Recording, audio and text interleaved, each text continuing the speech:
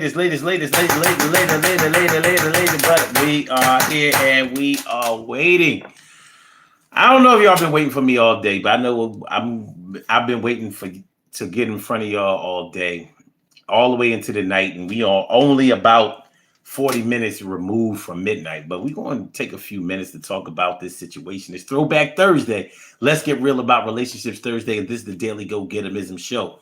It's the daily go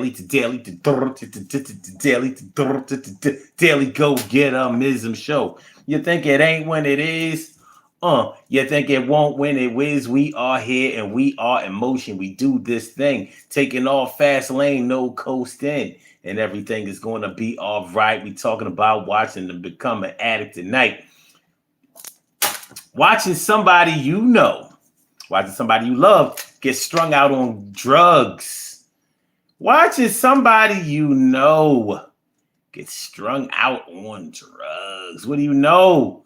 What you know about that, man? I mean, first of all, it's a very serious situation. It is. It's a very serious situation. If you have ever known somebody, loved somebody, been a child, a son or daughter of somebody who was strung out on drugs, you know what a toll it can take on you emotionally, sometimes even physically. It's one of the hardest things in the world to watch somebody you consider to be a superstar, somebody you consider to be a hero, somebody you consider to be worthy of respect go down, start to deteriorate, start to fall into that darkness, that abyss that heads almost to nowhere, but definitely toward the grave or towards, unproductivity, non-productivity. Anyway, tonight on the Daily Go Getimism Show, we are talking about watching somebody you love get strung out on drugs. Get strung out on drugs. If you've ever been there from the inception of somebody starting to get high and then watching them as they ascend and get higher and higher and get more and more into their addiction, start to really, really go there, you know how damaging it can be to your soul. And you know how damaging it can be to their soul. That's the thing about drugs, man. They ruin more than just the people's lives that they are being used by. They get into the lives of a bunch of people.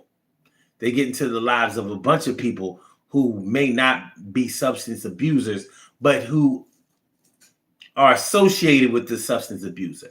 So if you were there when somebody took their first or drank their first beer, took their first shot, sipped their first drink, smoked their first L, sniffed their first line, tied off their arm for the first time, you'll never forget the first time you seen somebody get high. You never forget that. Even if they don't become strung out, if they don't become a drug addict, you never forget the first time you saw somebody get high. And if you've gotten high yourself, you never forget the first time you ever did it. It's unforgettable. Because that's your inception. That's your introduction. That is your christening, so to speak. And you can never get that feeling again. Whether it was a good feeling or a bad feeling or an awkward feeling or whatever it was, you never forget the first time you get high. And you'll never forget the first time you saw somebody else get high. So when you see somebody go from the first time they ever got high to doing it on a regular basis, like it's still sweet, but they still maintain it. They're still rocking out. They're still doing well for themselves. But then you see them start to decline, start to go down, start to get worse and worse and worse, and start to really get into their addiction. You will never forget that. And you'll always be thinking to yourself, like, man, I remember the first time they got high, I didn't think that we would ever get here. Or you might be thinking that, yeah, I knew that one day we would get here. I knew that one day we would get here because there was nowhere else to go. There was nowhere else to go for us besides here. And here we are. Well, that's what we're talking about tonight on the Daily Go-Getterism Show. Watching somebody that you love get strung out on drugs. Watching somebody that you care about get strung out on drugs. Shout out to all of my people, my children of the 70s, my children of the 80s, my children of the 90s who had to go through the crack era, the real crack era, when it was booming, when it was bumping, when it was making people a bunch of money, when it was taking people up out of their families, when it was putting people in jail, when it was ruining lives and communities, when it was the thing to do, the thing to sell, the way to get out, and also the quickest way to get deleted out here. Yeah. The babies born in the 70s, well, of course, the ones born in the 60s, we got to include the 70s, the 50s too, especially like we got to include the 50s too. So those born in the 50s, the 60s, the 70s, the 80s, and the 90s, but most of all, the ones born in the 60s, 70s, 80s, and 90s. Because we experienced the crack era from a bird's eye view. Watching our parents go from being good parents, attentive parents, fun parents, educational parents, active parents, interactive parents, to watching them pay more attention to that rock in that glass with the fire than anything else that they probably ever concentrated on in their lives. It was tough. It was tough because your mom and or your dad were probably heroes in your life. And just like if you went to go see a movie or if you read a comic book, you don't want your favorite character or your hero to lose. You don't want them to be defeated. But there was no way to be able to win in the crack game. There was no way anybody could win. Everybody lost. There were no winners. That was a game that nobody won.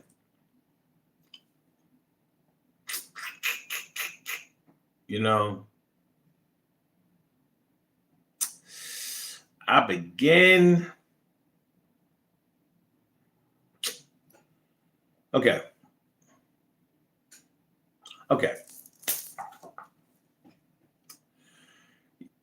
When I start to talk about parents losing their kids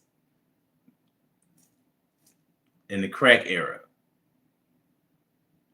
you know, it's funny because you don't see a whole lot of that anymore. So these kids born in the 2000s or in the new millennium, they don't know about this as much because the 2000s weren't really the crack era.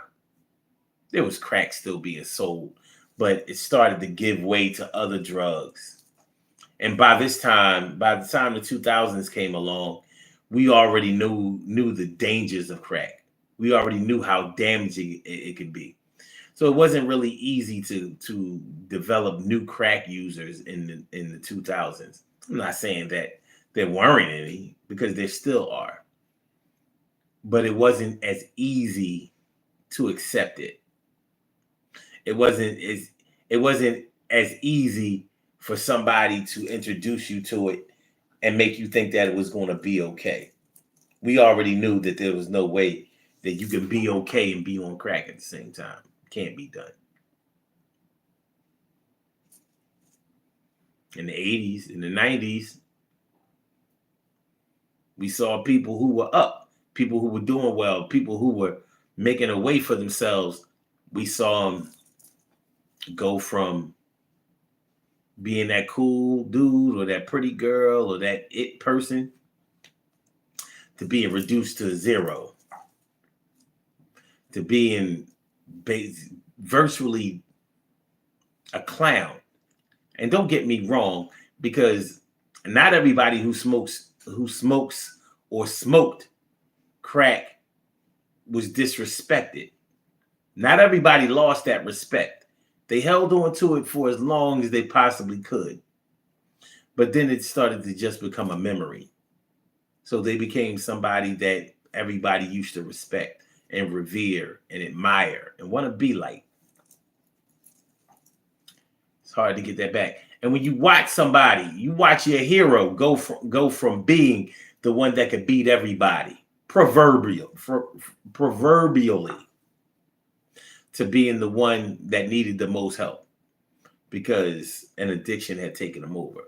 And I'm talking about the crack era, and I'm talking about crack, but crack isn't the only drug that claimed people, but it was the one that had such a big impact on the black community that it can't be denied. It was the one that so many of my friends and relatives had to deal with. And we're talking about getting strung out on the actual drug. You can get many of us got strung out on the money that it made too. And that killed us faster than the drug did. Shout out to all of y'all who have lost your parents, your brothers, your sisters, your uncles and your aunts to the drug game. All they was trying to do is make a little money. They was just trying to make a little money, do well for themselves, even support their families and friends and all that kind of stuff. It was a great way to make money. But it ended tragically for most of them. You know, the drug game, along with drug gangs, fighting for money. And they wasn't fighting with their hands. Were there any real winners? It's a judgment call. It's a big judgment call. But like I said, shout out to everybody who has lost people to the streets where drugs were concerned. And shout out to the people who had to witness their parents, their loved ones, their brothers, sisters, aunts, and uncles, cousins, even grandparents, to drugs in the streets, drugs around the way. Drugs. You never forget the first time you see somebody getting high. You never forget the first time that you realized that they weren't going to be able to handle it like they thought they would. You don't forget it. You never forget when you witness that. Never, ever, ever. But my condolences to y'all. Speaking of condolences, shout out to my brother Ted. My brother Ted lost his sister, I believe yesterday or the day before. I know that's hitting him hard. Peace to you, my brother. Shout out to everybody and anybody who has lost a loved one recently. Because I know a lot of people who have. Okay, let's do this. Shout out to everybody who has lost anybody this year. Let's just do that. I'm not putting a damper on last year, but shout out to everybody who has lost somebody this year because I know that it's still fresh. I wanted to give a quick shout out to my man Ted. But he ain't the only one. A lot of people have lost people this year. And the year ain't over. Watching somebody that you care about get strung out on drugs. What do y'all know? What do you know? Watching them get strung out on drugs. Watching them get to the point where they can't handle it anymore. No self-control. Gotta do it. The toll that it takes on your health is one thing, but the toll that it takes on your emotions, your psychological self is out of this world, man. Out of this world. We're going to get on up out of here, man. Listen, I just wanted to holler at y'all real quick. I want to thank y'all for coming through. Listen to the God for a minute. You know what I mean? Just for a minute. That's a long time. We lost a lot of Christmases over drugs, didn't we?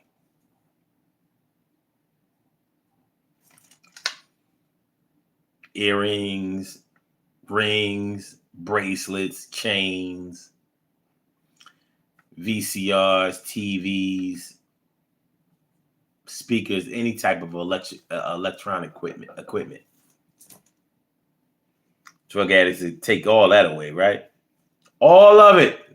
Give me all that.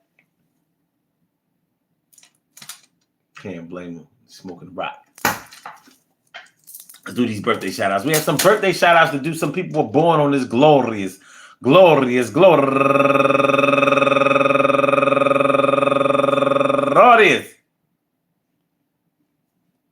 October 5th, and they deserve to be acknowledged. So let's go about our business of acknowledging them and making them feel special because they are special, because they are special, because they are S-P-E-C-I-A-L. They get the R-E-S-P-E-C-T. They are S-P-E-C-I-A-L. They get the R-E-S-P-E-C-T. They are S-P-E-C-I-A-L. They get the R-E-S-P-E-C-T. They get number one out the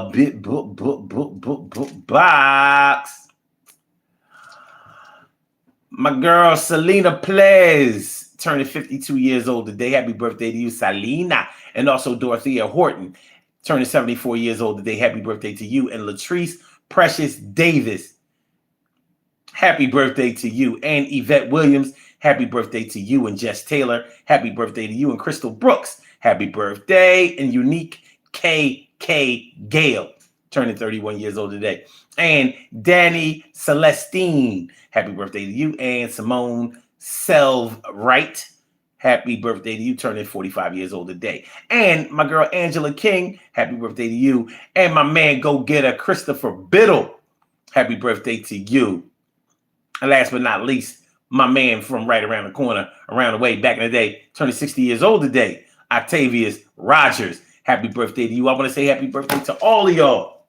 And anyone else out there who shares this birthday on this glorious October 5th, anywhere out there in the world, worldwide, internationally, and universally, all of y'all go ahead, turn up.